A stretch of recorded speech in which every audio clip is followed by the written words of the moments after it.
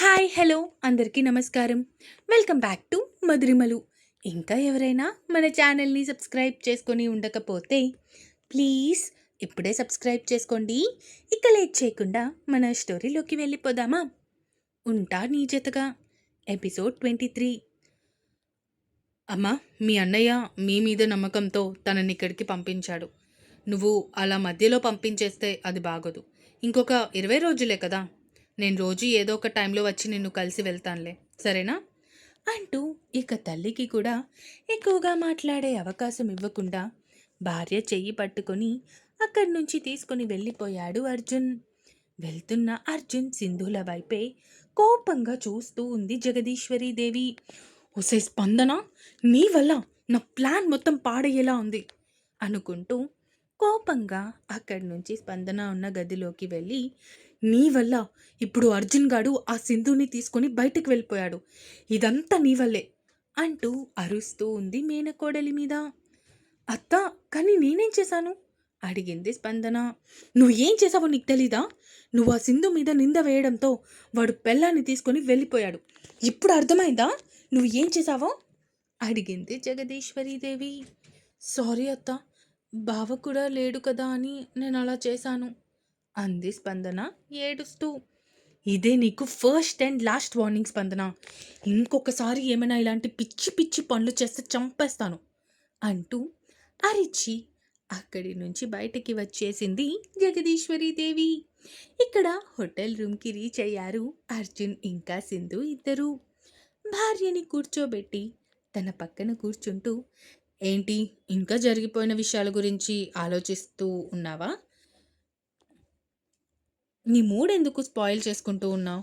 అసలు ఇందులో నువ్వు బాధపడడానికి ఏం లేదు. బాధపడాలి అంటే అది స్పందన మాత్రమే. అర్థమవుతుందా? కొంచెం చూడవే ఇలా అంటూ భార్యని తన వైపుకి తిప్పుకున్నాడు అర్జున్. ఏంటో చెప్పండి అంది సింధు ముభావంగానే. భార్యని తన ఒడిలోకి లాక్కుంటూ, ఇదిగో ఇప్పుడు కానీ నువ్వు నార్మల్ అవ్వలేదనుకో, అప్పుడేం చేస్తానో నాకే తెలీదు. ఏమో, ఇదే ఊపులో పూర్తిగా నిన్ను నా సొంతం చేసేసుకుంటాను. లేదంటే నిన్ను తీసుకొని ఎక్కడికైనా మనుషులెవ్వరూ లేని చోటికి వెళ్ళిపోతానేమో అన్నాడు అర్జున్ భార్య నడుము వంపుల్లోకి చేతులు పోనిస్తూ. అర్జున్ గారు, నాకు కొంచెం టైం కావాలి.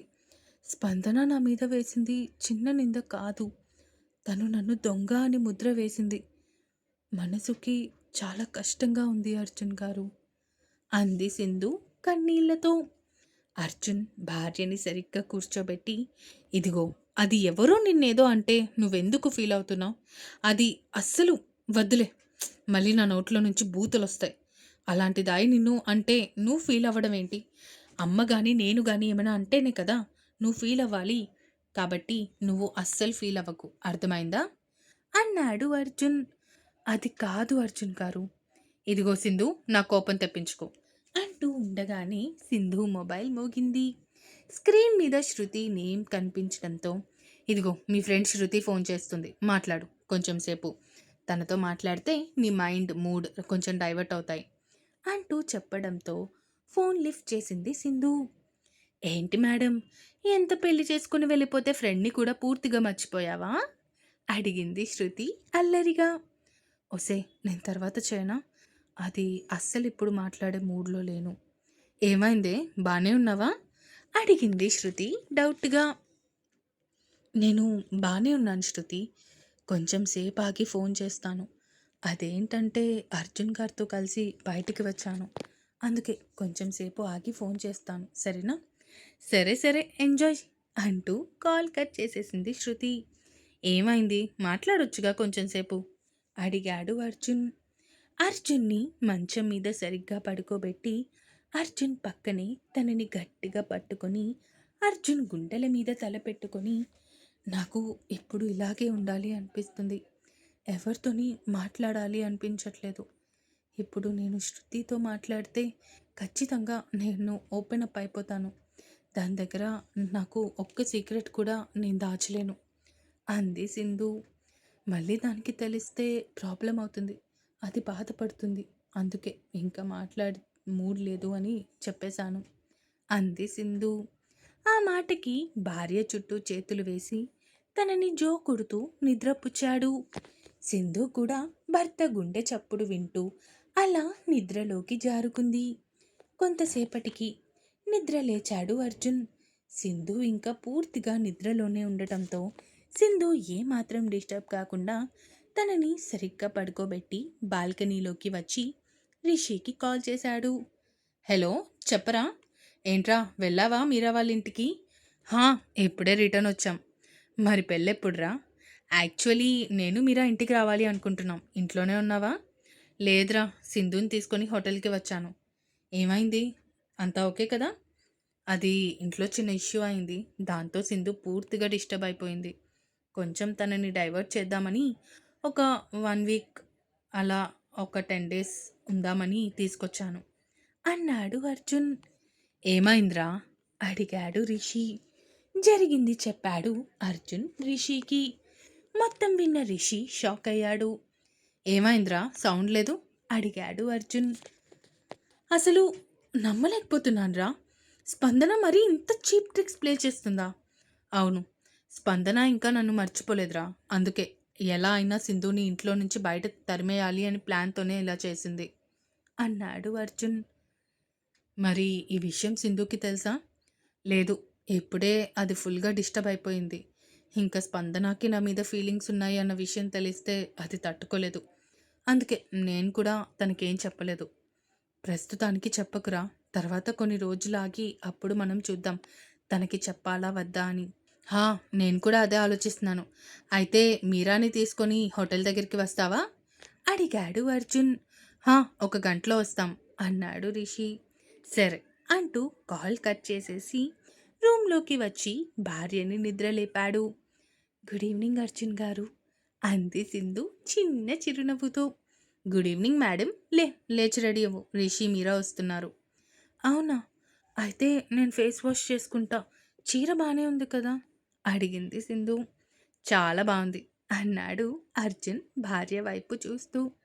సింధు అర్జున్కి దగ్గరగా జరిగి అర్జున్ నుదుటి మీద ముద్దు పెట్టుకొని, లవ్ యూ అర్జున్ గారు, and thank you so much నా లైఫ్లోకి వచ్చినందుకు. ఆ మాటకి సింధు చుట్టూ చేతులు వేస్తూ, యాక్చువల్లీ థ్యాంక్ యూ నేను చెప్పాలనుకుంటా మేడం గారికి అన్నాడు అర్జున్.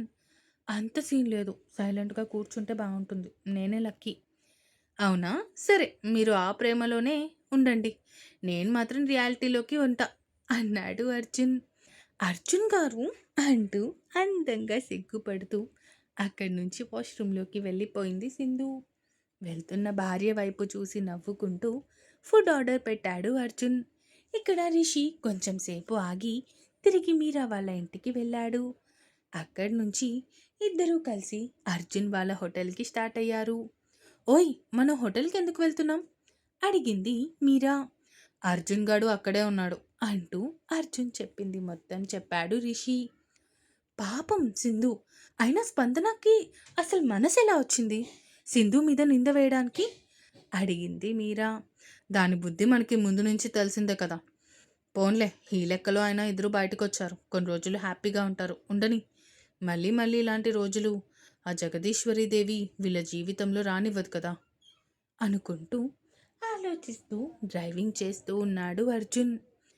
రిషి భుజం చుట్టూ చేతులు వేసి, నాకు చాలా హ్యాపీగా ఉంది రిషి, మనం ఫైనలీ పెళ్లి చేసుకోబోతున్నాం అంది మీరా రిషి వైపు చూస్తూ.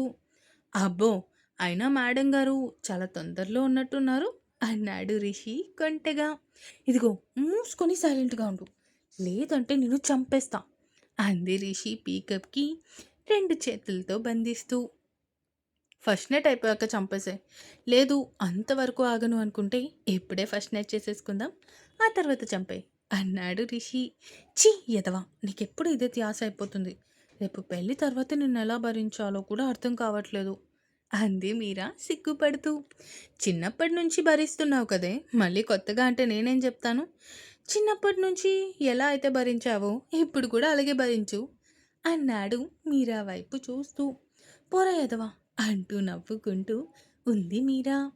వీళ్ళు ఇలా మాట్లాడుకుంటూ ఉండగానే హోటల్ రావడంతో రిషి కార్ పార్కింగ్ చేసేసి మీరాని తీసుకొని అర్జున్ వాళ్ళ రూమ్ దగ్గరికి వెళ్ళాడు.